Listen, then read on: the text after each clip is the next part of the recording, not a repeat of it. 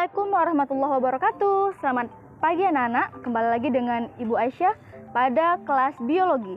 Hari ini kita akan belajar tentang struktur dan organel sel. Tujuan pembelajaran pada hari ini yaitu untuk menentukan struktur dan fungsi dari bagian-bagian sel. Yang kedua adalah menjelaskan kegiatan sel sebagai unit struktural dan fungsional makhluk hidup.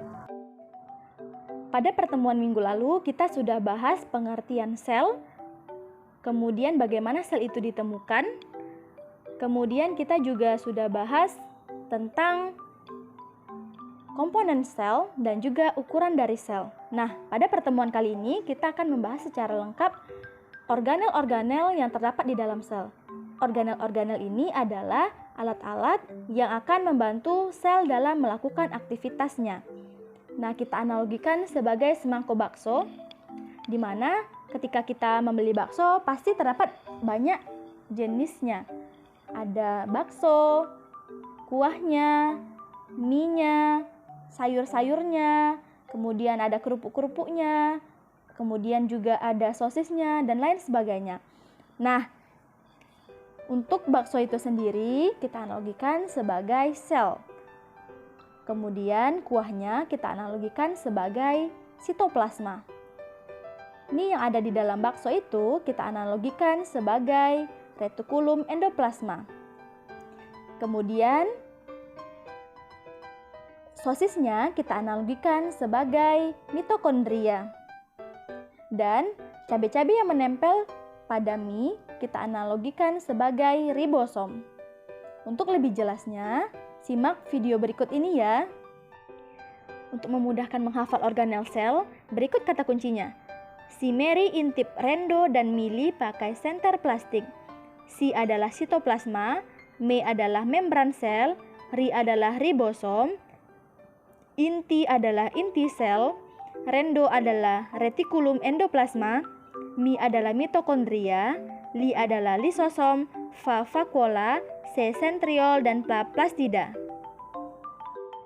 Kita akan membahas membran plasma. Membran plasma adalah bagian terluar dari struktur sel. Bentuknya seperti fosfolipid bilayer.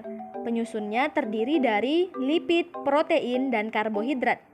Sifat dari membran plasma yaitu selective permeable. Maksudnya adalah membran plasma ini bersifat fluid atau dapat berubah posisi. Fungsi dari membran plasma yaitu melindungi bagian dalam sel, mengatur keluar masuknya molekul zat, dan tempat reaksi, oksidasi, dan respirasi. Berikutnya adalah sitoplasma. Sitoplasma adalah cairan penyusun sel. Nah, cairan ini berfungsi sebagai bahan kimia sel, tempat terjadinya reaksi metabolisme, dan tempat menempelnya organel-organel sel. Berikutnya adalah nukleus atau inti sel. Terdiri dari membran inti, yaitu bagian terluar dari inti sel, nukleoplasma, cairan dari inti sel, dan nukleolus adalah anak inti. Fungsi dari nukleus adalah mengatur pembelahan sel, melindungi seluruh kegiatan sel, dan membawa informasi genetik replikasi DNA. Berikutnya adalah retikulum endoplasma. Jika kita ibaratkan sel itu seperti semangkok bakso, maka RE ini adalah mie dari semangkok bakso itu. Bentuk dari RE adalah seperti kantung pipih. Ada dua macam RE, yaitu RE halus dan RE kasar. RE halus tidak memiliki ribosom, letaknya jauh dari membran inti. Sedangkan RE kasar adalah RE yang memiliki ribosom, letaknya biasanya dekat dengan membran inti. Secara keseluruhan, fungsi dari retikulum endoplasma yaitu mensintesis lemak dan kolesterol, alat transportasi molekul, menetralkan racun, dan menampung protein yang disintesis oleh ribosom pada retikulum endoplasma kasar. Selanjutnya yaitu ribosom. Pada analogi semangkok bakso tadi, ribosom ini seperti cabai yang menempel pada mie. Nah, ribosom ini yaitu unit gabungan protein dan RNA. Ribosom ada yang tersebar di sitoplasma dan ada yang menempel di retikulum endoplasma.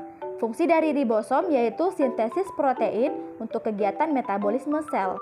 Berikutnya ada organel yang disebut dengan kompleks Golgi atau badan Golgi. Kompleks Golgi ini Bentuknya seperti kumpulan ruang atau kantung-kantung kecil. Fungsinya yaitu menjalankan sistem sekresi, membentuk membran plasma, dan tempat sintesis polisakarida dan membentuk akrosom. Dan berikutnya adalah mitokondria. Mitokondria adalah the powerhouse of cell atau tempat berlangsungnya respirasi sel. Mitokondria ini terdiri dari membran dalam, tempat rantai respirasi untuk menghasilkan ATP atau energi. Ada kriste, memperluas permukaan membran untuk menyerap oksigen. Kemudian ada bagian matriks, tempat oksidasi asam lemak. Dan ada mitokondria sebagai tempat berlangsungnya respirasi sel dan menghasilkan energi. Nah, itu adalah organel-organel utama yang ada di tumbuhan dan di hewan. Ada sedikit perbedaan pada sel hewan dan sel tumbuhan. Pada sel hewan terdapat lisosom, sentriol, dan vakuola yang kecil. Sedangkan pada tumbuhan terdapat plastida, vakuola yang besar, dan adanya dinding sel. Nah, anak-anak, itu tadi penjelasan tentang organel-organel sel dan fungsi-fungsi dari organel sel itu sendiri dalam membantu aktivitas sel. Nah, itu tadi penjelasan dari Ibu. Terima kasih atas perhatiannya. Sampai jumpa kembali. Assalamualaikum warahmatullahi wabarakatuh.